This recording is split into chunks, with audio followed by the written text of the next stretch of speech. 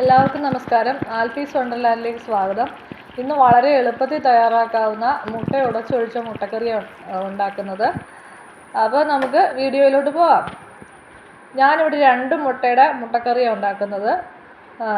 മുട്ടയുടെ എണ്ണം അനുസരിച്ച് ചട്ടി എടുക്കുന്നതിന് വലിപ്പം വേണം. എന്നുവെച്ചാൽ മുട്ട ഉടച്ചൊഴിക്കുകയാണ് ചെയ്യുന്നത്, മുട്ട ഒട്ടിപ്പിടിക്കാതിരിക്കാൻ. ഇനി ഇതിന് വേണ്ട സാധനങ്ങൾ: ഒരു ചെറിയ സവാള, ഒരു പച്ചമുളക്, ഒരു തണ്ട് കറിവേപ്പില, 5 അല്ലി വെളുത്തുള്ളി, ഒരു ചെറിയ കഷ്ണം ഇഞ്ചി ചെറുതായിട്ട് അരിഞ്ഞത്, 2 ഇടത്തരം വലിപ്പമുള്ള തക്കാളി തീരെ ചെറിയ കഷ്ണങ്ങളാക്കി അരിയണം. ഇതുപോലെ ചെറുതാക്കി അരിയുവാണെങ്കിൽ പെട്ടെന്ന് വഴന്ന് കിട്ടും.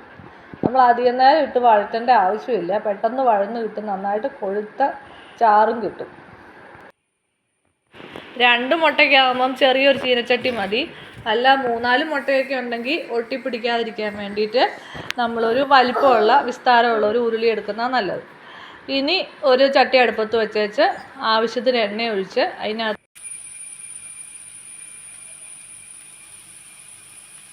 കറിവേപ്പില ഇടണം.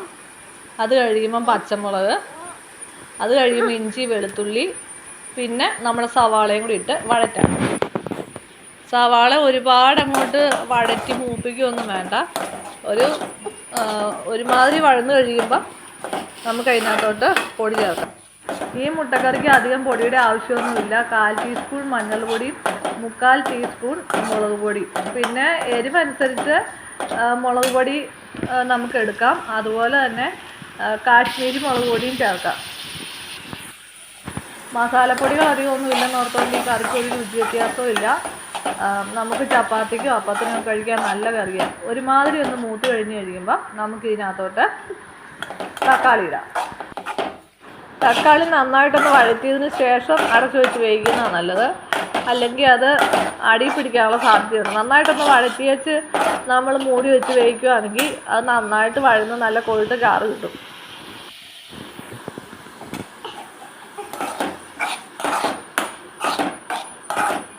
ചെറിയ തീ വെച്ച് നന്നായിട്ടൊന്ന് ഇളക്കി കൊടുക്കും. ചെറുതായിട്ട് നമ്മൾ അരിഞ്ഞേക്കുന്നതാണ് പെട്ടെന്ന് തന്നെ വഴന്നു.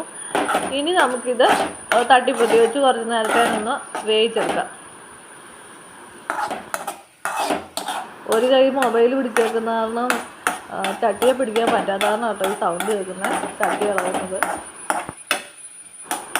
ഇതിപ്പോൾ നന്നായിട്ട് വഴന്നു വന്നു. ഇനി ഇത് അടച്ചു വെച്ച് ഒന്നുകൂടി ഒന്ന് പാകമാകാൻ വേണ്ടിയിട്ട് നമുക്ക് വേവിക്കാം.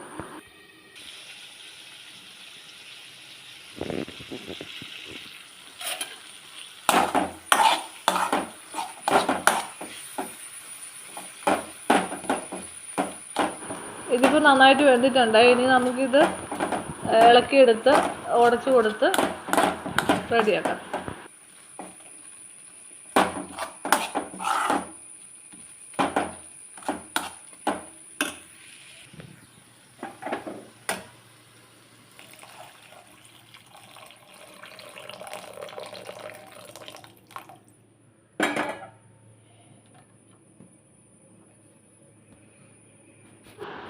ഉടച്ചു കൊടുത്തു കഴിഞ്ഞാൽ ഇതിലോട്ട് 2 ഗ്ലാസ് വെള്ളം ഒഴിക്കണം.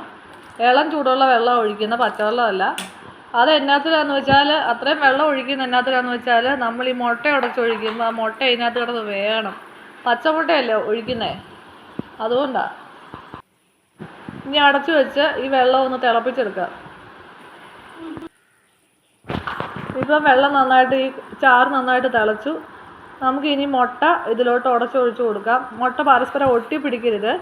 പിന്നെ മുട്ട താത്തി പിടിച്ച് വേണം ഉടച്ചൊഴിക്കാൻ. ഞാനിതിനകത്ത് മുട്ട ഉടച്ചൊഴിച്ചിട്ടുണ്ട്. ഇനി ആ വെള്ളം തെളിഞ്ഞ് വരുന്നോളും. 2 മുട്ട ഉടച്ചൊഴിച്ച് കൊടുത്തിട്ടുണ്ട്. ഒട്ടിപ്പിടിക്കാതിരിക്കാൻ വേണ്ടി വിസ്താരമുള്ള പാത്രം എടുക്കണം എന്ന് പറഞ്ഞ്, കൂടുതൽ മുട്ട ഉണ്ടെങ്കിലേ.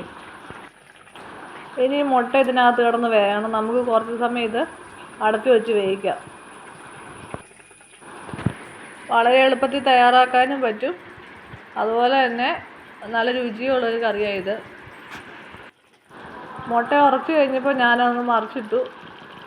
ഇനി അത് കിടന്ന് നന്നായിട്ട് വെന്ത് ആ ചാറൊക്കെ വറ്റി വന്നു കഴിയുമ്പോൾ നമുക്ക് കറി ഉപയോഗിക്കാം. ഇപ്പോൾ കണ്ടോ, ചാറൊക്കെ വറ്റി എണ്ണയൊക്കെ തെളിഞ്ഞു. നമ്മുടെ കറി റെഡിയായി. വീഡിയോ ഇഷ്ടമായ അഭിപ്രായം അറിയിക്കണേ. ബൈ.